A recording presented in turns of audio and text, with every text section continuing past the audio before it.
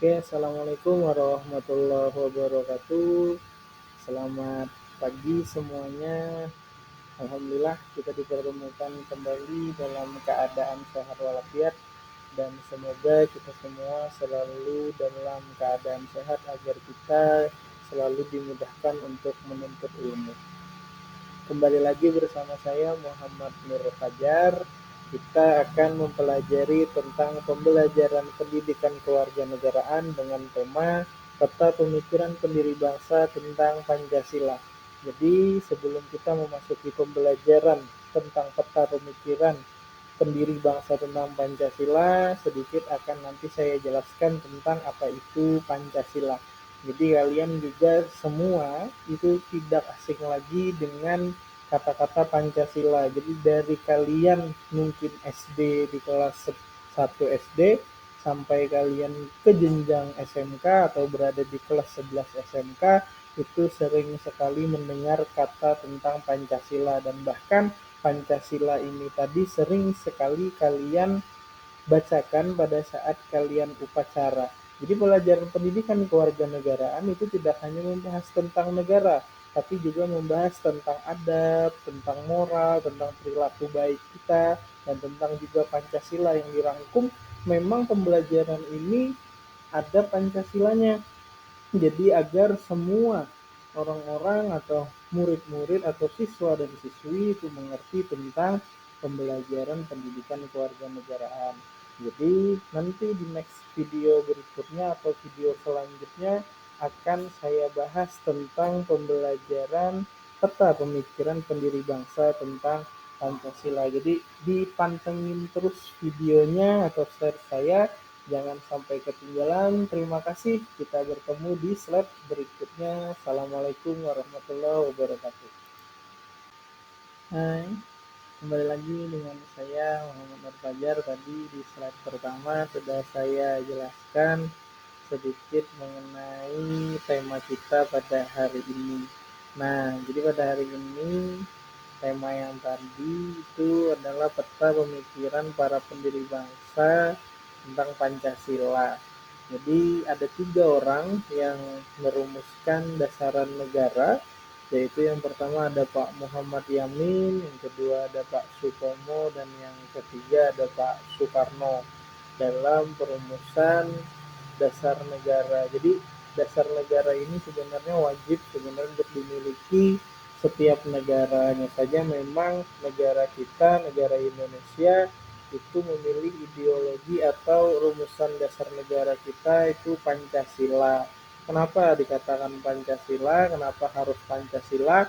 Itu sebenarnya kalau menurut saya simpel saja, karena di Pancasila itu sudah sempurna dari 1 sampai sila kelima. Jadi semua sudah mencakup tentang kebudayaan, adat istiadat, ketuhanan juga ada di situ di Pancasila. Jadi memang Pancasila ini rumusan yang sangat lengkap bagi negara Indonesia. Jadi negara Indonesia ini adalah negara yang majemuk, negara yang terdapat di dalamnya ada 6 agama, berbagai macam suku, berbagai macam budaya.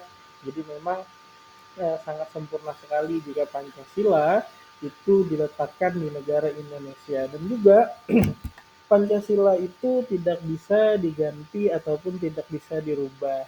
Karena kalau merubah Pancasila itu sama saja menghancurkan Indonesia atau menghancurkan negara, karena memang Pancasila itu digali dari kebudayaan bangsa Indonesia itu tersendiri.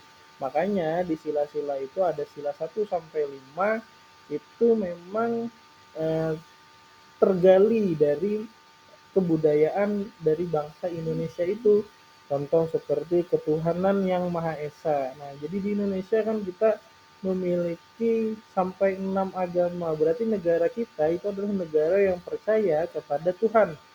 Jadi negara kita itu wajib juga salah satunya orang-orangnya atau masyarakatnya memilih salah satu agama yang sudah diberikan negara kita untuk warga masyarakatnya. Jadi kita memang harus memilih salah satu negara yang diperbolehkan di negara kita. Jadi memang sangat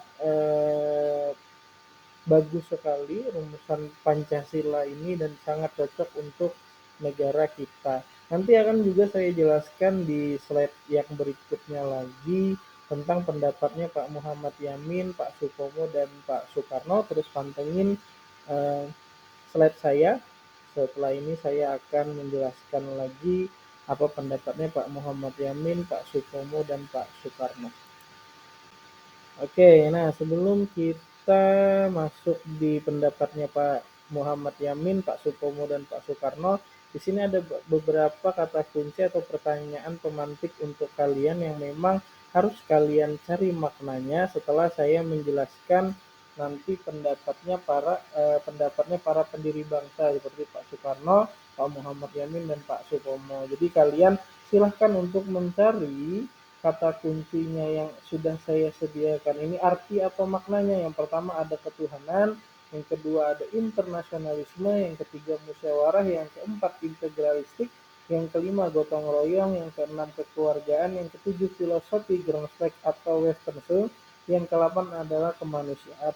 Silahkan kalian cari eh, makna atau penjelasan dari ke-8 ini tadi. Tapi setelah saya menjelaskan tentang pendapat Pak Muhammad Yamin, Pak Soekarno, dan Pak Supomo, dan kalian itu boleh juga nanti memfoto atau mencatat sebentar apa yang harus kalian cari makna dari 1 sampai ke 8 nanti. Nah, terus pantengin lagi slide saya yang selanjutnya. Saya akan berpindah slide.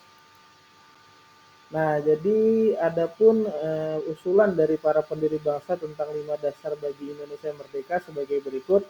Yang pertama Pak Soekarno itu memilih yang pertama adalah kebangsaan Indonesia, yang kedua internasionalisme dan pri kemanusiaan, yang ketiga mufakat demokrasi, dan yang keempat kesejahteraan sosial, dan yang kelima ketuhanan. Kalau Pak Muhammad Yamin itu yang pertama pri kebangsaan, pri kemanusiaan, pri ketuhanan, pri kerakyatan, dan kesejahteraan sosial.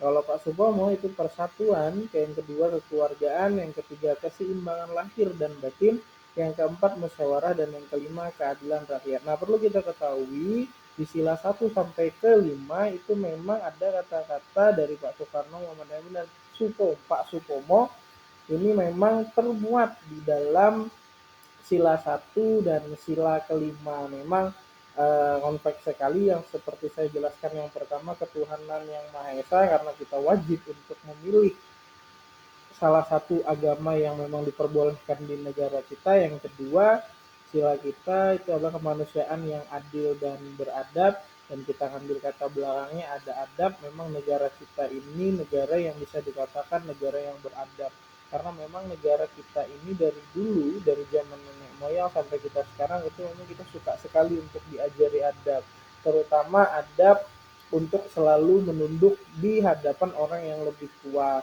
ataupun kita selalu harus bisa tersenyum kepada orang lain. Itu pun juga termasuk adab. Yang ketiga itu juga termasuk persatuan Indonesia, itu termasuk memang kebudayaan dari negara kita yang memang ingin selalu bersatu, maupun suku, maupun budaya, maupun orang apapun kita, tetap kita harus bersatu. Karena memang mendapatkan atau merebut kemerdekaan bangsa Indonesia ini itu tidak serta-merta untuk mencari kemerdekaannya sendiri, tapi dengan cara bersatu. Yang keempat itu tentang mufakat.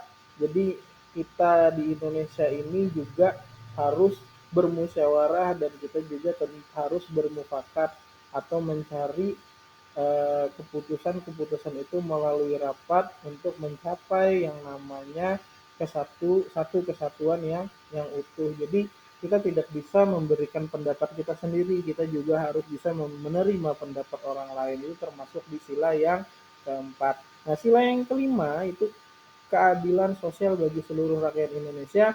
Jadi memang negara kita ini harus bisa untuk selalu adil terhadap masyarakatnya. Jadi memang kita juga dikenal dengan negara yang memiliki tingkat keadilan yang lumayan tinggi, karena memang kita adalah negara yang menjunjung keadilan itu tadi. Karena memang Pak Soekarno, Pak Muhammad Yamin, dan Pak Supomo itu juga menginginkan keseimbangan untuk keadilan seluruh rakyat Indonesia. Jadi memang itulah sempurnanya Pancasila kita, sila 1 sampai sila kelima yang memang tidak bisa kita anggap sepele karena memang Pancasila ini tadi selain dibangun dengan keyakinan yang sangat kuat, tapi juga dibangun dengan persatuan yang sangat utuh. Nah, jadi semoga kalian bisa memahami apa yang sudah saya jelaskan dan mohon maaf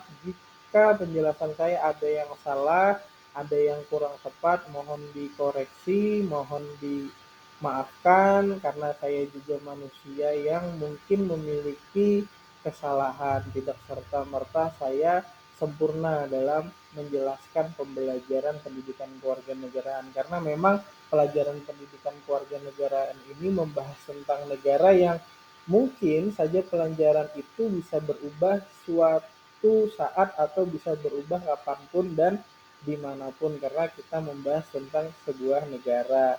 Lain bedanya kita membahas tentang kayak pelajaran contoh mohon maaf seperti matematika, kalau 5 tambah 5 itu sama dengan 10 dari dulu sampai sekarang memang 5 tambah 5 10. Tapi kalau mempelajari tentang negara itu bisa saja ada keputusan atau undang-undang atau hukum yang mungkin atau peraturan yang bisa berubah sewaktu waktu atau sesaat kapanpun. Jadi mohon maaf jika saya salah kata dan salah penjelasan karena saya belum tentu juga lebih baik dari kalian dan kalian mungkin bisa saja lebih mengerti, lebih memahami atau lebih baik dari saya. Terima kasih, mohon maaf. Assalamualaikum warahmatullahi wabarakatuh.